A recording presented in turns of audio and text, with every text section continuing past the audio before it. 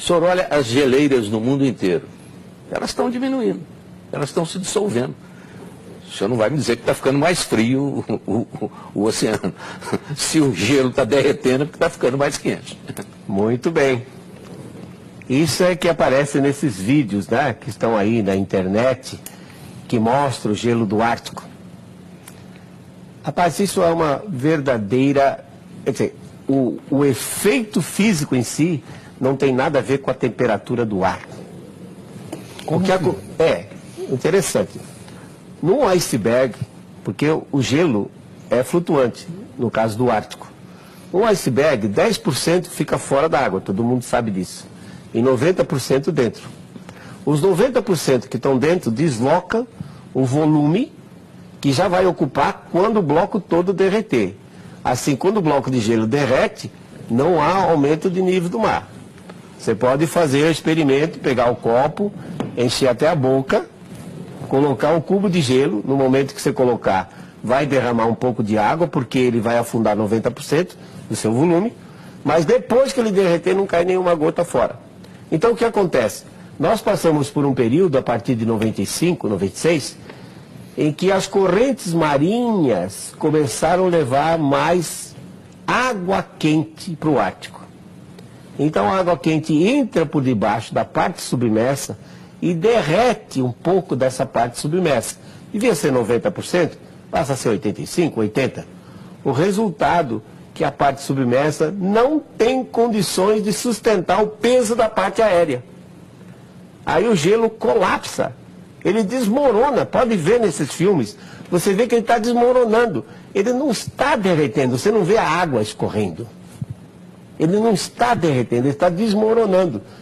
Porque mesmo num verão de lascar forte no Ártico, a temperatura nunca é superior a 20 graus negativos. O seu freezer trabalha com menos 18 e congela tudo o que precisa.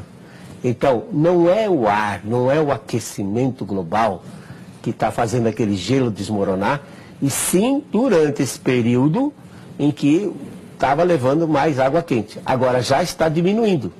E daqui uns 4, 5 anos, se repetir o ciclo, vai passar a levar água mais fria e o gelo, que já se recuperou, diga-se de passagem, em 2007 chegou a uma redução de 2,7 milhões de quilômetros quadrados. Mas agora, já em junho de 2010, já estava recuperado. E a partir de agora ele vai continuar crescendo. Em Montreal, criou-se o Protocolo de Montreal em 1987, que obrigava os países a eliminarem os CFCs. O gás da geladeira. O gás da geladeira. Qual era a culpa dos CFCs? Eles não pagavam mais royalties, direito de propriedade. Eram gases de domínio público. Mas, professor, mas... Bom, com isso, deixa eu só terminar para nós. Com isso, o que fizeram?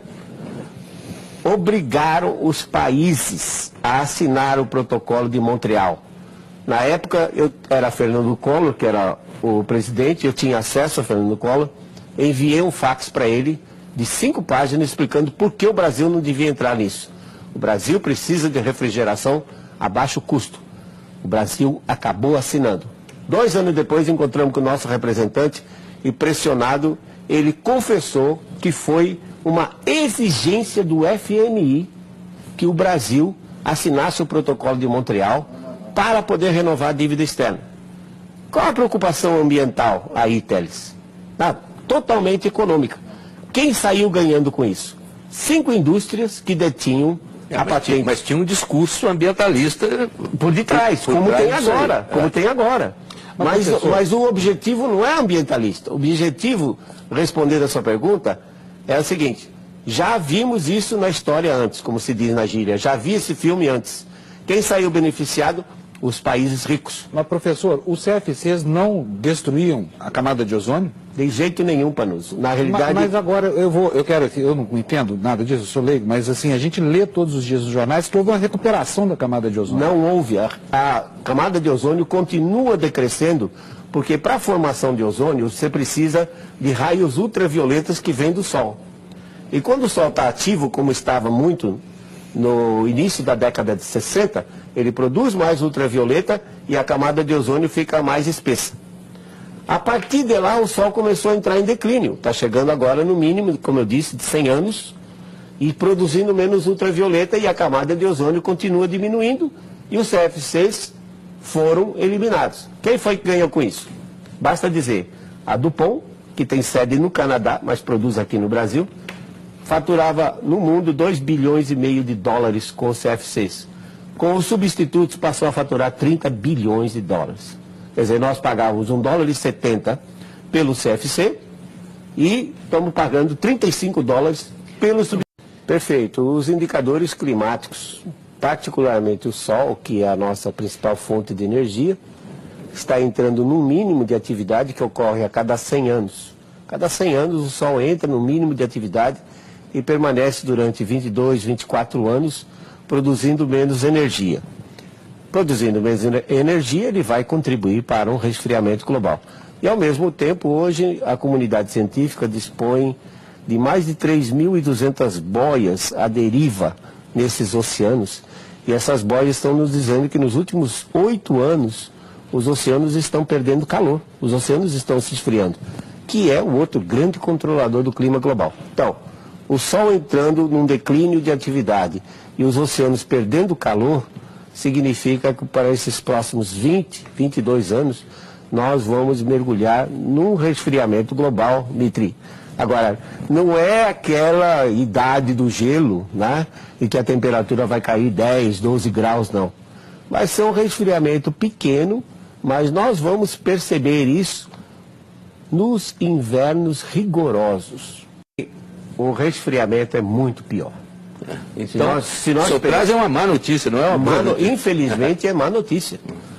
Se São Pedro me desse aí uma chave e dissesse assim, professor Molhon, o senhor pode virar para o aquecimento, para o resfriamento, eu preferia colocar no aquecimento.